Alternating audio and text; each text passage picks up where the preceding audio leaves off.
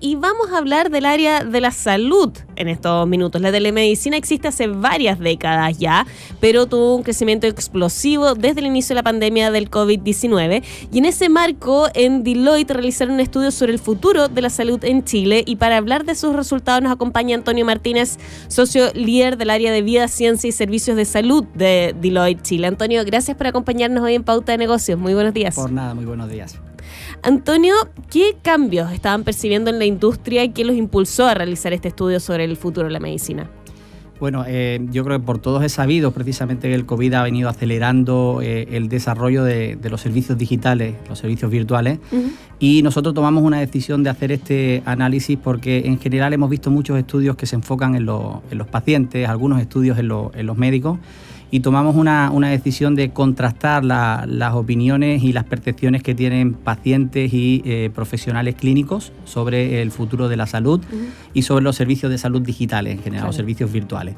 Ese fue el detonante, ¿no? Ir a buscar qué hallazgos encontramos, qué cosas están alineadas, en qué cosas están desalineadas las percepciones de médicos y pacientes. Sí. Y hay cambios aquí bastante importantes. 70% de los chilenos piensa que el avance de la salud virtual va a mejorar la eficiencia en los establecimientos médicos. Pero lo que llama la atención es que hay bastantes diferencias a nivel generacional.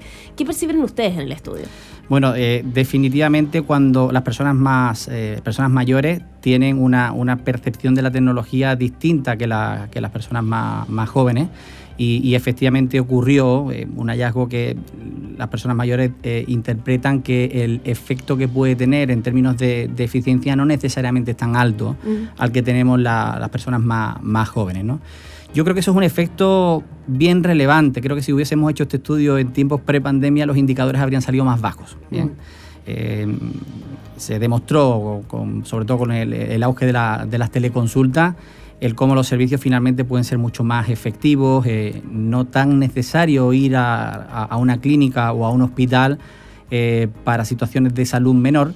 Y eso ha hecho ver también que existen muchos espacios de eficiencia. De hecho, nosotros en un siguiente estudio que sacaremos en un tiempo más adelante, hablando de los hospitales sin paredes, bien, precisamente vamos a hablar de cuáles son los siguientes pasos de la teleconsulta en Chile, ¿no? Esa mirada de acudir al hospital o a la clínica única y exclusivamente cuando se está realmente enfermo.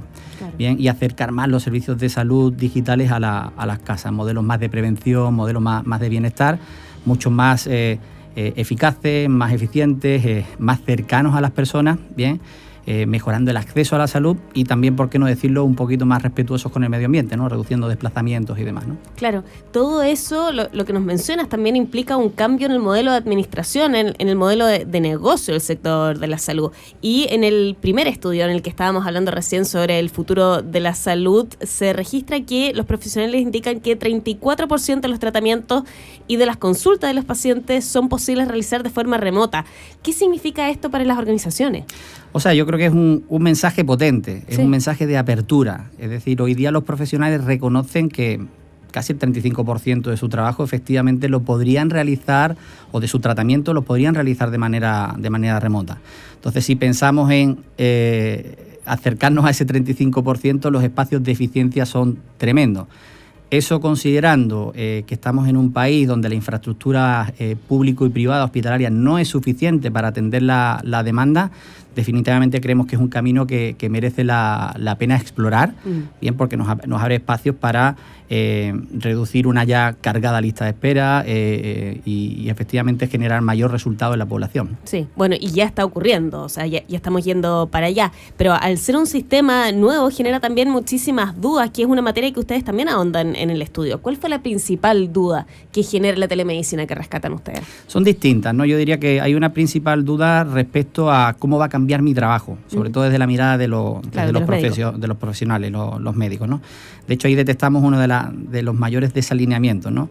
Casi un 70% de los médicos marcaban como dentro de sus preocupaciones el cómo iba a afectar a la relación médico-paciente, ¿bien? Sin embargo, preguntándole a los pacientes, ese mismo porcentaje indicaba que en poco o nada iba a afectar la relación, ¿no? Y ahí hay un hallazgo bien relevante, que creo que hay estrategias para poder abordar ese desalineamiento que pasan por capacitar más y mejor a los profesionales actuales de la salud y a los profesionales futuros en cómo se prestan servicios de salud físicamente y digitalmente, en este modelo digital que está tan de moda. Cómo hacemos conversar esos dos modelos para que la relación médico-paciente siga siendo fructífera. Sí. ¿Bien? Entonces ahí hay un espacio muy relevante tanto para las instituciones de salud con sus profesionales actuales, bien, como también creemos que hay un espacio muy relevante para las universidades. Bien, cómo formamos a los profesionales del futuro.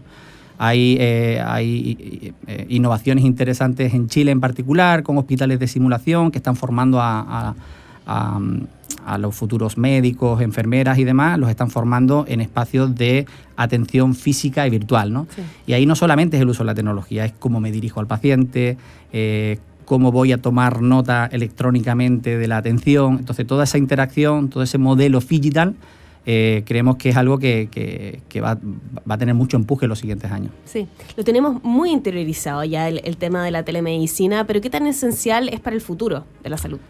Bueno, desde nuestro punto de vista, y es algo de lo que vamos a sacar, como te decía, en el siguiente estudio, es muy esencial, porque realmente consideramos que el auge de la telemedicina nos puede realmente llevar a cambiar los modelos de atención de un modelo más curativo, que es el que hoy día tenemos, a un modelo más intermedio basado en prevención. El gobierno, de hecho, apuntaba mucho a la prevención, y a un modelo en un tercer estadio más basado en bienestar. Bien, entonces, claramente los servicios de telemedicina ahí juegan un rol relevante. En el momento que tú consigas acercar los cuidados de salud a la casa, puedas incluso adelantarte a que una persona se enferme, estás generando una eficiencia en el sistema de salud. Sí. Y además estás generando una calidad de atención y, por otra, estás haciendo también un impacto relevante en los costos de la salud. Sí, mencionabas también todas las áreas aledañas que tienen que ir desarrollándose por justamente el desarrollo de la telemedicina, mencionabas el tema de los estudios. ¿Hacia qué otras áreas debe seguir el desarrollo de la telemedicina? Son múltiples las áreas de aplicación, desde lo que es el diagnóstico o el diagnóstico precoz, tecnologías desde, sobre todo inteligencia artificial, tiene o va a jugar un rol relevante ahí. Otra de las áreas muy importantes también es la automatización de procesos, ¿no? Todo lo que es la parte más robótica para hacer que los procesos más administrativos se ejecuten de manera más eficiente. Hay muchísimas formas de aplicar en la práctica las tecnologías hacia adelante, ¿no? Tú mencionabas el tema del diagnóstico a través de la inteligencia artificial. ¿Cómo funciona eso? Bueno, hay distintas estrategias. Hoy día ya existen, en definitiva, algoritmos robotizados, bien, que se encargan, por ejemplo, de analizar una imagen, una imagen, por ejemplo, de la retina para pronosticar la probabilidad que puede tener esa persona de sufrir diabetes. Hay tecnologías en Chile y chilenas, hechas en Chile, que están avanzando hacia esa línea, ¿no? Lo cual abre otro tipo de discusiones, sí, ¿no? Que también son algunas de las preocupaciones que salen en el estudio respecto de la responsabilidad, ¿no? Claro, ¿cuál es esa?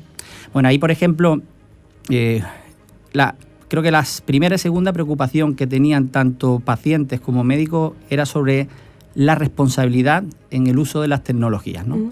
Hoy día todos o gran parte de los médicos utilizan tecnologías, pero finalmente el tomador de decisión final es el médico, ¿sí? Cuando uno empieza a hablar de inteligencia artificial, donde algoritmos o robots empiezan eventualmente a poder tomar decisiones por el médico, claro, surge la preocupación por la responsabilidad. Y eso es una discusión que no solamente es de la salud, es una discusión multiindustria.